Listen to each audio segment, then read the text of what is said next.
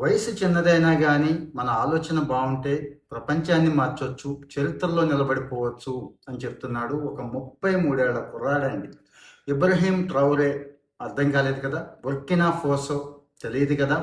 చాలా ఆఫ్రికా దేశాలు ఉన్నాయి కదండి, చాలా చిన్న చిన్న దేశాలు. ఎప్పుడు చూసినా సంక్షోభం, కరువు, ఉగ్రవాదం, ఇవే కదా పేదరికం, వీటితోనే గిలగిల్లాడిపోతూ ఉంటాయి. అలాంటి బుర్కినా ఫోసోకి ఈరోజు ఆశాకిరణం కింద ఉన్నాడండి. ఇతను అత్యంత పేద దేశాన్ని ఈరోజు నిలబెడుతున్నాడు.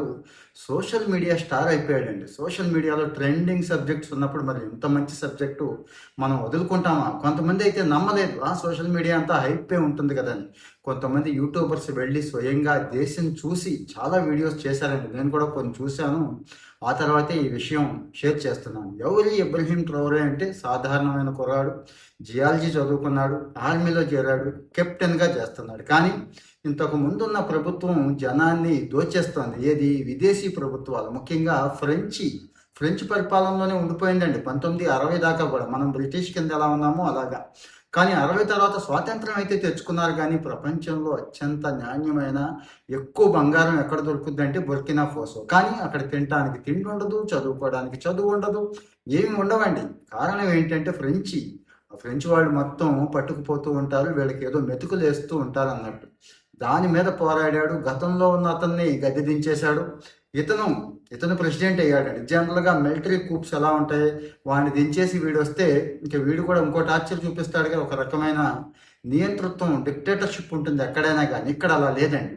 సాధారణమైన కుర్రాళ్ళ ఉంటాడు, సాధారణంగానే తిరుగుతూ ఉంటాడు. ముఖ్యంగా జనం కోసం ఏదైనా చేయాలి అని చెప్పి ఇంతకుముందు ఫ్రాన్స్ లేకపోతే వరల్డ్ బ్యాంకు అటు సైడ్ నుంచి ఫండ్స్ తెచ్చుకునే వాళ్ళందరినీ పక్కన పెట్టి షిఫ్ట్ అయిపోయాడండి. రష్యా, చైనా వీళ్ళతో షిఫ్ట్ అయిపోయి ఆయా దేశాలకు వెళ్ళి మా పిల్లలకి మంచి చదువు చెప్పండి, ఖర్చులు నేను భరిస్తాను, మంచి స్కిల్స్ నేర్చుకునే అవకాశం ఇవ్వండి, అలాగే మా దేశాల్లో బంగారం ఉంది, తవ్వి తీసే టెక్నాలజీ మెషినరీ మా దగ్గర లేదు, మీకు అవకాశం ఇస్తాను, మీరు 10-15% తీసుకొని మిగిలింది మాకు ఇవ్వండి. ఇట్లా చాలా ట్రాన్స్పరెంట్గా, ఓపెన్గా ఉంటూ ఈరోజు ఆ దేశ చరిత్రని మార్చేస్తున్నాడండి. అంటే చాలా పేద దేశాలకి ఇతను ఒక ఆశాకిరణంలా కనిపిస్తున్నాడు. అంటే స్వార్థం లేకపోతే, ఒక రాజకీయ నాయకుడికి స్వార్థం లేకపోతే ఆ దేశాన్ని ఎక్కడికి తీసుకెళ్ళొచ్చు అనేది ఇతను ప్రూవ్ చేస్తున్నాడు. ఫైనల్గా ఈ దేశంలో వనరులన్నీ కూడా ప్రభుత్వానికే ఉండాలి, యువతకి ప్రాధాన్యత ఇవ్వాలి, జాతీయవాదానికే ముఖ్యం అంటాడండి. సో ఇక్కడ మరి తలుచుకుంటే, నిజాయితీగా తలుచుకుంటే అద్భుతాలు చేసి చూపించవచ్చు అంటాడు. అతను ప్రసంగిస్తే అదొక ప్రసంగంలా ఉండదండి, అదిరిపోతుంది అన్నట్టు.